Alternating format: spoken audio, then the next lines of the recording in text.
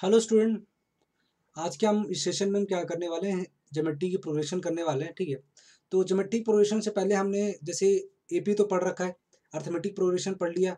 ठीक है, arithmetic progression के हमने कुछ क्वेश्चन कर लिया और सम ऑफ एन टर्म्स और nth टर्म के बारे में हमने डिस्कस कर लिया था। बट हम जीपी पढ़ रहे हैं, उसी तरह हमारा एपी हमने पढ़ा, उसी तरह एक और तरह का प्रोग्रेशन है जिसे बोल रहे हैं ज्योमेट्रिकल प्रोग्रेशन। उसमें और इसमें थोड़ा सा डिफरेंसेस है, थोड़ा सा नहीं मतलब बोल सकते तो बहुत ज़्यादा डिफरेंसेस है। ठीक है, तो इस बारे में हम क्या कैसे बताएंगे कोई सीक्वेंस या कोई सीरीज है वो हमारा ज्योमेट्रिक जीपी है या नहीं। इसको ज्योमेट्रिकल प्रोग्रेशन को हम डायरेक्ट जीपी लिखते हैं। ठीक है, जैसे अर्थमेटिक प्रोग्रेशन को हम एपी लिखते हैं ना शॉर्ट फॉर्म में, उसी तरह हम ज्योमेट्रिकल प्रोग्रेशन को हम लिखेंगे डायरेक्ट जीपी। ठीक है, तो अगर कोई कोई सीक्वेंस एपी है या फिर जीपी है, उसको किस तरह से डिटरमाइन करेंगे वो हमें पता है। एपी के बारे में तो पता है बट जीपी के बारे में हमें नहीं पता है। तो हम आज की क्लास में हम जीपी के बारे में हम आइडिया लेंगे कि जीपी कोई किस तरह का सीक्वेंस हमारा जीपी कहलाएगा। ठीक है, किस तरह का सीक्वेंस हमारा जीपी कहलाएगा। तो अगर एपी की बात करूं मैं, अगर मैं एपी की बात करता हूं तो एपी क्या होता है बताओ। एपी का कॉमन डिफरेंस, सभी का टू कॉन्जिक्यूटिव टर्म के बीच का जो डिफरेंस होता है ना, सारे टर्म्स में क्या होता है, सेम होता है, और that is called the common difference. उसको क्या बोलते हैं, कॉमन डिफरेंस। बट जीपी में कॉमन डिफरेंस नहीं लेंगे, हम यहाँ पे कॉमन रेशो की बात कर रहे होते हैं। ठीक है, कॉमन रेशो की बात कर रहे होते हैं। ठीक है, ठीक है, कॉमन रेशो की बात करेंगे। कॉमन रेशो है क्या चीज है, मान लेते हैं कुछ टर्म्स, कोई सीक्वेंस है, मान लेते हैं दो है, एक 4 8 and then 16 and so on, ऐसे कोई सीक्वेंस दिया हो। अगर ये सीक्वेंस है तो बताओ मुझे कॉमन रेशो के बारे में क्या आइडिया होना चाहिए। ठीक है, कॉमन रेशो में मैंने क्या बोला कि कॉमन रेशो के बारे में थोड़ा सा डिस्कस करके जीपी में, बिकॉज ऑफ जीपी में हमारा कॉमन रेशो सेम होता है। तो कॉमन रेशो का मतलब है कि टू कॉन्जिक्यूटिव टर्म्स के बीच का रेशो लो। ठीक है, तो देखो अगर एक टर्म्स फर्स्ट टर्म ए है और दूसरा टर्म है, तो इस दोनों टू कॉन्जिक्यूटिव टर्म्स हो गया ना ये, तो 2 और 4 का रेशो लो। तो सेकंड वाले का पहले लोगो, उसके बाद नीचे पहला टर्म्स ऊपर कौन सा आएगा, सेकंड वाला टर्म आएगा, देन फर्स्ट वाला आएगा। तो 4/2 आ जाएगा। इसका मतलब क्या आ जाएगा, इसका रेशो क्या आएगा, कॉमन, इसका रेशो क्या है 2। अगर इस दोनों का रेशो 2 आया है तो मैं इस दोनों का भी चेक कर सकता हूँ। इस दोनों का कॉमन रेशो क्या लिखूंगा, 8 लिखूंगा फर्स्ट, अपॉन में 4 लिखूंगा, तो इसका कॉमन रेशो क्या, इसका रेशो क्या है 2 है। अगर मैं इस दोनों का भी चेक करूंगा 8 और 16 का, तो 16/8 आया, तो यहाँ पे क्या आ गया 2। तो देख रहा है टू कॉन्जिक्यूटिव टर्म्स के बात कर रहे हैं, तो इस दोनों का जो रेशो आया ना 2 आया है, इस दोनों का रेशो लिया हूँ 2 आया, इस दोनों का भी रेशो लूंगा 2 आया, तो हर में 2-2 आ रहा है। ठीक है, इसका मतलब 2-2 आ रहा है, इसका मतलब एक कांस्टेंट है, हर में सेम ही आ रहा है। तो हम इसको इस तरह के सीरीज को क्या बोलेंगे, जीपी बोलेंगे। तो जीपी होता क्या है, बोलते हैं अगर if the ratio of two consecutive terms, ratio of two consecutive terms, अगर वो हमारा कांस्टेंट है, तो जिसे हम कांस्टेंट, ये जो तुम्हारा कांस्टेंट आ रहा है ना, 2 यहाँ पे भी है, 2 यहाँ पे भी है, 2 यहाँ पे भी है, यही तुम्हारा क्या होगा, कॉमन रेशो कहलाएगा। यही तुम्हारा कॉमन रेशो होगा। अगर तुम्हारा कांस्टेंट है, अगर वो कांस्टेंट है तो उसको क्या बोल देंगे, जीपी हो जाएगा। ये पूरा सीक्वेंस क्या हो जाएगा, जीपी कहलाएगा। ये पूरा सीक्वेंस क्या कहलाएगा, जीपी कहलाएगा। और ये जो तुम्हारा 2 आया ना, ये क्या कहलाएगा, कॉमन रेशो, कॉमन रेशो कहलाएगा। ठीक है, ये क्या कहलाएगा, कॉमन रेशो। थोड़ा बहुत आइडिया आ गया होगा कि हमारे पास जीपी क्या होता है।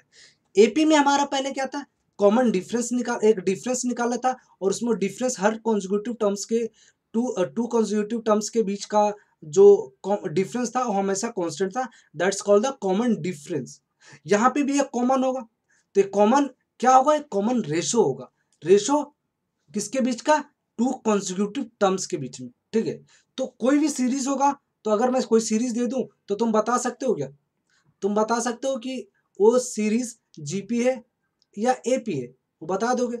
अगर मैं बात करता हूँ, अगर कोई क्वेश्चन देता हूँ कि मान लेता हूँ 4 है, 8 है, 16 है एंड 32 है, क्या एपी है या फिर ये जीपी है, ये बताओ मुझे।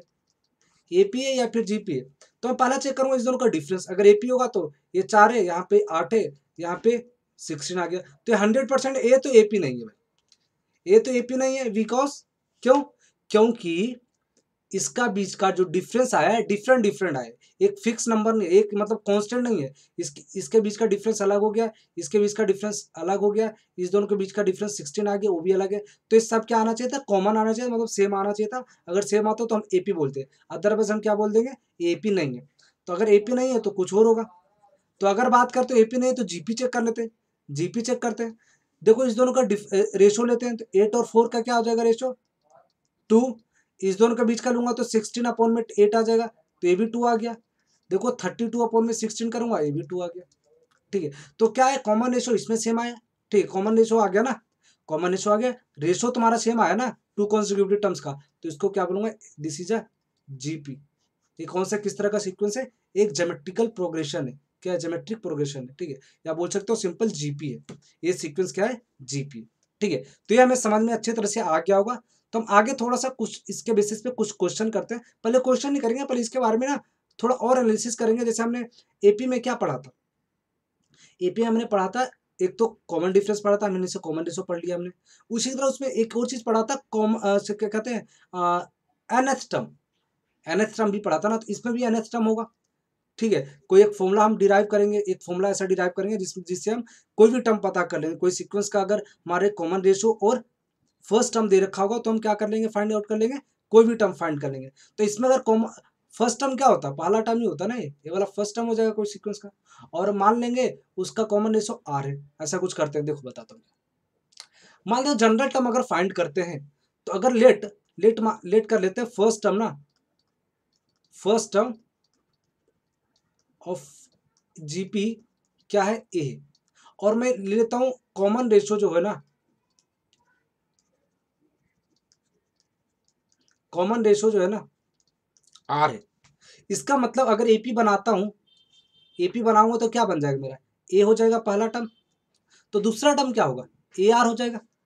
अगला टर्म्स क्या और हो जाएगा, ए आर स्क्वायर हो जाएगा, ए आर का क्यू हो जाएगा, फिर अगेन आर की पावर 4 हो जाएगा। ये होगा या नहीं, अगर मेरा कॉमन रेशो आर है और फर्स्ट टर्म ए है, तो फर्स्ट हर हर टर्म्स के बीच का रेशो आर होना चाहिए। तो देखो इसके बीच का रेशो देखो आर आ गया, इस दोनों को डिवाइड करोगे तो ए कट जाएगा, और एक आर से एक आर कट जाएगा तो आर बच जाएगा। यहाँ पे भी आर का क्यू आर स्क्वायर से कट जाएगा तो आर बच जाएगा, और ए कट जाएगा। तो दिख रहा है सबके बीच में रेशो आर आ गया ना, तो इसका मतलब हमने सीरीज सही बनाया। ये क्या हमारा सीरीज है, इस तरह से हम लेट कर सकते हैं। अगर कोई भी सीरीज हमारे पास, कोई भी सीरीज का फर्स्ट टर्म और कॉमन रेशो दे रखा होगा तो हम फाइंड आउट कर लेंगे। ठीक है, कोई पर्टिकुलर सीरीज हम बता कर सकते हैं। ठीक है, अगर हमारा सीरीज है ये, मान लेते हैं ये सीक्वेंस है, एक्चुअली में सीक्वेंस है ना, अगर ये सीक्वेंस अगर है हमारे पास, तो ये हमारा क्या हो जाएगा, फर्स्ट टर्म हो जाएगा। तो फर्स्ट टर्म को बात करते हैं, T1 लिखते हैं। ठीक है, ये हमारा सेकंड टर्म हो जाएगा तो T2 लिख देते हैं। ये वाला टर्म क्या हो जाएगा, थर्ड टर्म हो जाएगा। ये वो हमारा क्या हो जाएगा, फोर्थ टर्म हो जाएगा। सो ऐसे हो जाएगा। तो एक तो nth टर्म भी होगा ना, यहाँ पे nth टर्म भी आएगा। तो अगर nth टर्म आएगा तो वो वाला टर्म क्या होगा, ये बताओ मुझे। मान लेते nth टर्म को Tn लिखते हैं। तो देखो फर्स्ट टर्म में हर हर टर्म्स में क्या, ए तो मल्टीप्लाई है ही, ए तो आएगा ही। ए यहाँ पे भी है, ए यहाँ पे भी है, यहाँ पे भी। आर की पावर में चेंजेस आ रहे हैं बस। ठीक है, तो मतलब ए एन में तो ए टर्म्स रहेगा ही, और आर भी रहेगा, आर के साथ कुछ पावर में आएगा। तो देखो क्या आएगा, यहाँ पे पावर 1 है, यहाँ पे पावर 2 है, 3 है, 4 है, तो बढ़ता जा रहा है। तो देखो सेकेंड टर्म के लिए ना पावर 1 था, थर्ड टर्म के लिए 2 था, और फोर्थ टर्म के लिए 3 था, मतलब एक कम था ना। इसके इसके बीच में क्या है, टर्म्स और पावर की बात करूं तो एक कम हो रहा है। तो इसका मतलब थर्ड के साथ 2 हो गया, फोर्थ के साथ थर्ड हो गया, तो एन के साथ क्या हो जाएगा, n-1 हो जाएगा। अगर पावर यहाँ पे 1 के लिए आर की पावर 0 था, और 2 के लिए आर की पावर 1 था, 3 के लिए आर की पावर 2 था, तो एन के लिए क्या हो जाएगा, n-1, क्योंकि पावर टर्म ये वाला इस वाले से क्या हो रहा है, एक कम हो रहा है ना, दैट्स वाई एन होगा, तो क्या हो जाएगा, n-1 हो जाएगा। इसका मतलब nth टर्म हमारा क्या हो जाएगा, ARn-1। This is the nth term, या जनरल टर्म बोल सकते हैं, जनरल टर्म बोल सकते हैं जीपी का। कोई भी जीपी होगा तो उसी का जनरल टर्म्स क्या होगा, ए हो जाएगा। ठीक है, कोई भी जीपी, कोई भी सीक्वेंस अगर वो जीपी में है तो उसको बोल सकता हूँ nth टर्म क्या होगा, इस तरह से हम बता सकते हैं। हुज यहाँ पे ए क्या हमारा फर्स्ट टर्म है, और आर क्या हमारा कॉमन रेशो है, कॉमन रेशो है। ठीक है, ये हमारा क्या है, कॉमन रेशो। ठीक है, अब देखते हैं, ये हमें आइडिया आ गया है तो हम थोड़ा और अच्छे से एनालिसिस करते हैं। अगर बात कर रहे हैं तो हमारा nth टर्म हमारा क्या आ गया, A R N minus one, ये आ गया ना, A R N minus one आ गया हमारा क्या, nth टर्म, ये हमारा क्या आ गया, nth टर्म आ गया। अगर हमारा nth टर्म आ गया है तो कोई सीक्वेंस, पहले बात बताता हूँ कि तुम्हें कोई सीक्वेंस देता हूँ तो मुझे चेक करके एक क्वेश्चन बताओ, एक क्वेश्चन एग्जांपल देता हूँ कि क्या ए सीक्वेंस एपी है या नहीं, ठीक है। तो देता हूँ 4, 8 और 16, ठीक है। ए बताता हूँ ऐसा कुछ एपी है, ए कोई सीक्वेंस है, तो बताओ एपी है या जीपी है। तो मैं क्या करूँगा, पहले रेशो लेता हूँ, रेशो अगर जीपी है तो, अगर मैं बताता हूँ कि अगर जीपी है तो क्यों है, एपी है तो क्यों है, ये मुझे बताना है। तो मैं पहले काम करूँगा, एपी अगर एपी के लिए डिफरेंस क्या होना चाहिए, सेम होना चाहिए, तो इसके बीच में डिफरेंस 8 है, इसके बीच में सॉरी इसके बीच में डिफरेंस 4 है और इसके बीच में 8 है, तो ये तो कॉमन नहीं है ना, दोनों अलग अलग, दैट्स वाई एपी तो नहीं है भाई, एपी तो नहीं है। जीपी के लिए अगर चेक करूँगा तो 8/4 लिखूंगा तो ये 4 आ गया, ये 2 आ गया, और 16/8 आ गया तो ये 2 आ गया। इसका मतलब इसके बीच में रेशो क्या सेम आया, दैट्स वाई क्या है, ये जीपी है, ये क्या हो गया, जीपी हो गया। तो एक क्वेश्चन करते हैं, एक क्वेश्चन कर लेते हैं कि how many number of terms, question दिया हुआ कि how many number of terms in GP, अगर तुम्हारा कोई सीक्वेंस इस तरह से दिया हुआ है तो कितने टर्म्स हैं इसमें, कितने टर्म्स हैं इस सीक्वेंस में, ठीक है। ये 3 है, 6 है, 12 है, 24 है, 384 है। बोला how many terms in GP. अब मुझे रेशो चेक नहीं करना पड़ेगा कि ये जीपी है नहीं, इसने बोल दिया जीपी है तो बस जीपी है। अगर वैसे चेक करोगे तो जीपी ही निकलेगा, बट अब फालतू का टाइम वेस्ट नहीं करना है हमें यहाँ पे, इसने बोल दिया जीपी है तो जीपी ही है, ठीक है। क्वेश्चन में बोल दिया ना जीपी है तो जीपी ही है, मान लेना फिर, ठीक है। क्वेश्चन को रॉन्ग करने मत लग जाना, ये क्वेश्चन में बोला है कि भाई जीपी है तो जीपी है, बस मान लो। तो ठीक है, जीपी है तो हमारा nth टर्म क्या होता है, A R N minus one, यही होता है ना। तो फर्स्ट टर्म यहाँ पे क्या है हमारे पास, फर्स्ट टर्म हमारे पास 3 है, और हमारे पास फर्स्ट टर्म 3 है, और कॉमन रेशो हमारे पास क्या है, कॉमन रेशो हम निकालेंगे तो 6/3 निकालेंगे, तो 3/6 हो जाएगा, तो ये 2 आ गया, तो कॉमन रेशो क्या आ गया, 2 आ गया। ये आर की वैल्यू हमारे पास क्या आ गया, 2, आर की वैल्यू क्या आ गया, 2। तो अब देखो यहाँ पे ये मत बोलना कि अब इसका एक ही टर्म, इसके बीच का रेशो ले लिया हमने ना, इसके बीच का रेशो ले लिया तो हमारे पास 2 आया। अब सभी का निकालने मत लग जाना, क्योंकि इसने बोल दिया अगर एपी है, सॉरी जीपी है, तो ये जीपी का हर सभी का रेशो लोगे तो उतना ही आएगा, 2 ही आएगा, तो हम सभी का नहीं निकाल रहे, एक जगह से हम निकाल लेंगे बस खत्म, ठीक है। तो हमने 2 निकाल दिया, रेशो क्या आ गया हमारे पास, कॉमन रेशो 2। अगर हमारा 2 आया तो हम बात करें ए वाला टर्म 384 कौन सा टर्म होगा, ठीक है। 384 ये वाला बात करें तो मान लेते हैं nth टर्म है, तो nth टर्म है तो टी nth टर्म क्या हो जाएगा, nth टर्म अगर क्या हो जाएगा, tn की वैल्यू क्या आ जाएगा, nth टर्म की वैल्यू हमारे पास क्या आ जाएगा, 384 आ गया ना ये। अगर 384 आ गया तो tn की वैल्यू लिख देते, ए क्या है हमारे पास 3, आर की वैल्यू 2 है, और n की पावर -1 है, तो n-1 इक्वल टू 384, यही तो लिखूंगा। 3 से डिवाइड कर देते हैं, 2 की पावर n-1 इक्वल टू क्या आ जाएगा, 384 अपॉन में 3, डिवाइड करो तो क्या आ जाएगा, 1, और क्या आ जाएगा 2 और 6, सॉरी नहीं, ये देखो कितना आएगा, ये आ जाएगा 28 आ जाएगा, 28 ठीक है, 128 आ गया, 128 आ गया ना। तो हमारे पास क्या आ गया, 2 की पावर n-1, इसके बाद मैं यहाँ कर रहा हूँ, 2 पर n-1 क्या आ जाएगा हमारे पास, 128 आ गया, ठीक है, 128 आ गया। तो 2 की पावर n-1 क्या आ गया, 2 की पावर n-1 क्या आ जाएगा, 2 की पावर क्या आ जाएगा, 2 की पावर क्या आ जाएगा, 6 क्या आएगा बताओ, 6 से 8 क्या आएगा, 7 आ जाएगा, 7 आ गया ना। तो 2 की पावर n-1 क्या आ जाएगा, 7 आ गया। इसको 128 को लिख सकता हूँ ना, फैक्टर करोगे तो 128 को भी ये आ जाएगा, ठीक है। तो ऐसे लिख सकते हो ना 128 को, 2 × 2 × 2 ऐसे लिख सकते हो ना, 4, 8, 16, 32, 64, 128 ये आ गया ना। तो 1, 2, 3, 4, 5, 6, 7 ये आ गया ना तुम्हारा, इस तरह से कर सकते हो ना, बता रहा हूँ पहली बार बताया, ऐसा कुछ नहीं बताता मैं, ठीक है। 2 बार 7 आ गया, तो आप देखो पावर चेक कर लो, ये दोनों अगर बराबर है इसका मतलब क्या हो गया, n-1 इक्वल टू क्या आ जाएगा, 7 आ जाएगा, तो n इक्वल टू क्या आ जाएगा, 8 आ गया।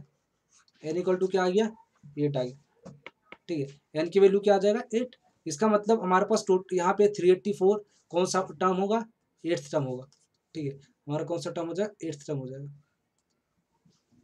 हमारा क्या आंसर है, फर्स्ट आंसर हमारे पास, ठीक, फर्स्ट टर्म हमारा आ जाएगा। नेक्स्ट क्वेश्चन देखो, नेक्स्ट क्वेश्चन हम करते हैं। ये बोला कि एबीसी अगर जीपी में है देन इसमें से कौन सा करेक्ट है, ठीक। अगर मेरे को बोलता है एबीसी अगर जीपी में है तो मैं एक काम करूंगा जरूर, क्या, मैं बोलूंगा अरे A B C are in sorry GP में है, तो मैं करूंगा क्या, इन दोनों का रेशो लूंगा, बी बाई ए, इस दोनों का रेशो लूंगा, इक्वल्स टू क्या होगा, इस दोनों का रेशो के बराबर होगा, C by B, C by B होगा ना, सी बाई बी होगा या नहीं बताओ, A B by A equal to C by B हो जाएगा। ये रेशो दोनों बराबर हो जाएगा, कुछ कांस्टेंट होगा, मतलब जीपी है तो कॉमन रेशो, इस दोनों को टू कंसेक्यूटिव नंबर के बीच का रेशो क्या हो जाएगा, बराबर होगा। इसका मतलब बी बाई ए और सी बाई ए बराबर होगा, तो B by A equal to C by B लिखूंगा तो B square equal to A C हो जाएगा, ठीक है। B square equal to A C आ गया। अब हमारे पास B square equal to A C हमारे पास आंसर में है नहीं, ठीक है, कुछ अलग मॉडिफिकेशन कर रखा है, तो हमें क्या करते हैं, हम मल्टीप्लाई कर देते ए माइनस सी से, ए माइनस सी से मल्टीप्लाई करते हैं दोनों तरफ, ए माइनस सी आ जाएगा और ए सी और ए माइनस सी आ गया, ठीक है। ए माइनस सी आ जाएगा तो B square A minus B square C equal to A square C minus A C square आ जाएगा। अब माइनस वाले को इधर ले आओ तो बी स्क्वायर ए प्लस में ए सी स्क्वायर आ जाएगा और बी ए स्क्वायर सी प्लस में बी स्क्वायर सी आ जाएगा। अब इस दोनों को कॉमन निकालो, इसमें से क्या कॉमन, ए कॉमन आ जाएगा तो B square plus C square आ जाएगा, और यहाँ से कॉमन लोगे सी कॉमन लेगा तो ए स्क्वायर प्लस बी स्क्वायर आ जाएगा, ठीक है। तो हमारा आंसर आ गया ये, इस फॉर्म में तो है ना, इस फॉर्म में अगर है तो हमारा आंसर क्या आ जाएगा, बी हमारा आंसर आ गया, हमारा बी आंसर आ गया ना, A B square plus C square और C A square plus C square, तो हमारा क्या आंसर आ गया, हमारा क्या आंसर आ गया, बी, ठीक है। इजी क्वेश्चन था, कुछ करना नहीं था, बट ये चीज, एक चीज और बताता हूँ, ये चीज ना याद रखना, जो मैं बताया ये वाला चीज ना, ये बता रहा हूँ, ये वाला, ये चीज याद रखना बहुत अच्छे से। जब भी कोई भी जीपी हो ना, अगर कोई तीन टर्म है ना A B C are in GP, तो डायरेक्ट तुम बताना B square equal to A C होगा, ठीक है, क्योंकि यहाँ से हमने निकाला है ना, तो B square equal to A B C जब भी बोल देना A B C are in GP, इसका मतलब B square equal to A C है, समझ में, ए बी सी अगर जीपी है तो B square equal to A C है, बस, ठीक है, याद रखना। क्यों क्यों कह रहा हूँ, क्योंकि यहाँ से हमने रेशो लेने के बाद मैं सोल्व करूँगा तो B square equal to A सी आता है, ठीक है, तो यहाँ से प्रूफ भी है वैसे। अब देखो एक क्वेश्चन और है, बोला है सेवंथ टर्म ऑफ सीक्वेंस, बात करने वाला है क्या है, सेवंथ टर्म ऑफ सीक्वेंस क्या है, तो सेवंथ टर्म ऑफ सीक्वेंस की बात करूं तो देखो क्या बोल रहा हूं, सेवन टर्म है तो इसने बोला सीक्वेंस है, अब कौन सा सीक्वेंस है ये तो हमें भी नहीं पता, अगर कौन सा सीक्वेंस है तो हम पहले पता कर लेंगे क्या एपी तो नहीं है, तो इन दोनों का डिफरेंस निकालो, √2 माइनस √10, सॉरी ये क्या कर रहा है, √10 माइनस √2 करूंगा, इस दोनों का डिफरेंस लूंगा, और फिर इस दोनों को √10 माइनस 5 √2 आए, ये दोनों बराबर है क्या, बराबर है क्या, नहीं, ये दोनों बराबर है नहीं, तो देखते हैं एपी तो नहीं है, तो जीपी के लिए चेक करें तो √10 अपॉन में √2 लेते हैं, ये देखो √5 आ गया, और 5 √2 अपॉन में √10 लेता हूँ तो इसका रेशो क्या आ गया, ये आ जाएगा 5 अपॉन में √5, ये क्या आ जाएगा √5 आ गया, ये √5 आ गया ना, इसका मतलब कॉमन रेशो क्या, ये कॉमन रेशो आया, रेशो सेम है ना, रेशो सेम है, इट मीन्स ये सीक्वेंस क्या है, जीपी है, ठीक है। तो एक चीज और ध्यान रखना कि जब रूट वाले होंगे ना, तो रूट वाले ना थोड़ा चीज ध्यान रखना कि वो ना तुम्हारा GP most of the time वो जीपी वाला सीक्वेंस होगा, ऐसा नहीं कि 100% होगा जीपी वाला ही, मोस्ट ऑफ द टाइम वो जीपी ही होगा, ठीक है, वो जीपी ही होगा, ठीक है, मोस्ट ऑफ द टाइम। तो ये जीपी आ गया हमारे पास, ये सीक्वेंस क्या आ जाएगा, जीपी, इसका मतलब हमारे पास फर्स्ट टर्म क्या आ गया √2 और कॉमन रेशो क्या आ गया √5, ये आ गया, आया ही नहीं बताओ, अगर ये आ गया तो मैं बोल सकता हूँ nth टर्म, अगर सेवंथ टर्म फाइंड करने की बात करें तो ए आर 7-1 लिखूंगा, कहाँ से, टी nth टर्म क्या होता है, ए आर n-1 यही होता है ना, nth टर्म यहाँ से, तो यहाँ पे n की जगह 7 पुट कर दिया तो n7 आ गया, तो ए क्या हमारे पास √2, आर हमारे पास √5 है, 7-1 6 आ गया, इसका मतलब T7 क्या आ गया हमारे पास, √2 5 की पावर 6/2 आ गया, तो √2 5 के और 3, तो ये 125 इंटू √2 आ गया, ये हमारे पास आंसर आ गया। 125√2 हमारा डी आंसर आ गया। इजी क्वेश्चन है, इजी क्वेश्चन है, ज़्यादा हार्ड नहीं है। जिस तुम्हें फॉर्मूले याद रखने बस, और कुछ नहीं करना, ठीक है। अभी कॉम्प्लिकेटेड तो मतलब अभी बोल सकते हो कि अभी तो क्वेश्चन स्टार्ट हुआ ही नहीं मेन क्वेश्चन, ये तो इजी सीबीएसई चल रहा है अभी तुम्हारा, ठीक है। अभी अगले क्लास से ना तुम्हारा क्वेश्चन टफ बनने लग जाएगा, ठीक है, थोड़ा क्वेश्चन टफ होने लग जाएगा, वो तुम्हारे जेईई मेंस जे एडवांस तक पहुंच जाएगा, ठीक है। अभी जीपी में बोल सकते हो अभी हम तुम 10% तुमने जाना है, 10% जाने हो अभी, ठीक है। अभी तुम 10% पे हो, अभी तो भी जानना है और बहुत चीज़ें, ठीक। अगला क्वेश्चन देखो, अगला क्वेश्चन अच्छा क्वेश्चन, ये वाला अच्छा क्वेश्चन कहीं आया भी हुआ है, ये कहाँ कहाँ आया हुआ है। कर्नाटका सेट जो होता है पेपर होता था उसमें 119 ये क्या 1999 में आया हुआ, ठीक है। तो देखते हैं क्वेश्चन क्या है। 4th टर्म, 7th टर्म और 10th टर्म जीपी में कोई भी सीक्वेंस हुआ होगा, उसका बोल रहा है 7th टर्म और 10th टर्म और 4th टर्म, ये ना जीपी में term of GP, sorry GP में नहीं है, ये पूरा सीक्वेंस है जीपी में, और बोला ए 4th 7th और 10th ना ए बी सी है, वो टर्म्स ना ए बी सी है, ठीक है। कोई सीक्वेंस है उसमें 4th टर्म हुआ होगा, एक 7th टर्म होगा, एक 10th टर्म हुआ होगा, ये बोला ए वाला टर्म ना ए है और ए बी है और ए सी है, ठीक है। तो बोला what is the relation between A B C, बोला ए बी सी में क्या रिलेशन है, तो चलो करते हैं। अगर हमारे पास 4th टर्म है, इसका मतलब है ए, कैपिटल ए लेता हूँ, फर्स्ट टर्म मान लेते कैपिटल ए, फर्स्ट टर्म ए है, और कॉमन रेशो आर लेट कर लेते हैं, लेट कर रहे हैं चीज़ें, जो हमें दिया हुआ नहीं तो हम लेट कर लेंगे और क्या, तो लेट कर लेते हैं, let first term of GP, G क्या है ए है, और कॉमन रेशो जो है ना क्या है, हम आर लेते हैं। इसका मतलब T4 अगर निकालता हूँ मैं, T4 निकालूंगा तो आर की पावर, ए आर की पावर क्या आ जाएगा 4-1 मतलब 3, और उसी तरह 7th निकालूंगा तो ए आर की पावर 7-1 क्या आ जाएगा 6, और वही अगर 10th टर्म निकालता हूँ तो ए आर 10-1 9 आ जाएगा, ठीक है। तो ये कर दिया मैंने। अब देखो, अगर हमारे पास फर्स्ट इक्वेशन ये हमारे पास ए आया, सेकंड इक्वेशन हमारे पास ये आया, और थर्ड इक्वेशन ये आया, इसका मतलब है, और इसने एक चीज और बोला है 4th 7th और 10th टर्म ना ए बी सी है, इसका मतलब A equal to A R की पावर 3 है, B equal to A R की पावर 6 है, और C equal to A R की पावर 9 है। अब आया कुछ समझ में, ए दे रखा हुआ है, देखो मैं क्या करता हूँ, इस दोनों को मल्टीप्लाई कर देता हूँ, किसको किसको मल्टीप्लाई करते हैं, इस दोनों को मल्टीप्लाई कर देते हैं, तो मल्टीप्लाई करने पे क्या आ जाएगा हमारे पास, ए इंटू सी आ जाएगा, और ए स्क्वायर आ जाएगा, आर की पावर 3 आ जाएगा, इंटू आर की पावर 9 आ जाएगा, तो ए सी इंटू ए स्क्वायर आर की पावर 12 आ जाएगा, तो ए सी इक्वल टू ए आर की पावर 6 का स्क्वायर आ जाएगा, लिख सकता हूँ इसको लिख सकता हूँ या नहीं बताओ, तो ए का स्क्वायर आर के 12 आया, तो इसको ए आर के पावर 6 और 12 ये 2 लिख सकता हूँ, तो ए सी क्या आ जाएगा, ए आर के पावर 6 की वैल्यू क्या है, बी है ना, ये आर की पावर 6 की वैल्यू क्या है, बी है, तो बी लिख सकता हूँ, और बी का स्क्वायर आ जाएगा, तो हमारे पास क्या आ जाएगा, B square equal to A C, हमारे पास क्या है, B square equal to A सी आएगा, ठीक है। तो ये हमारे पास आंसर कौन सा है, B square equal to A C, हमारे पास सी आंसर हमारा करेक्ट है, सी हमारा करेक्ट आंसर हो जाएगा, ठीक है।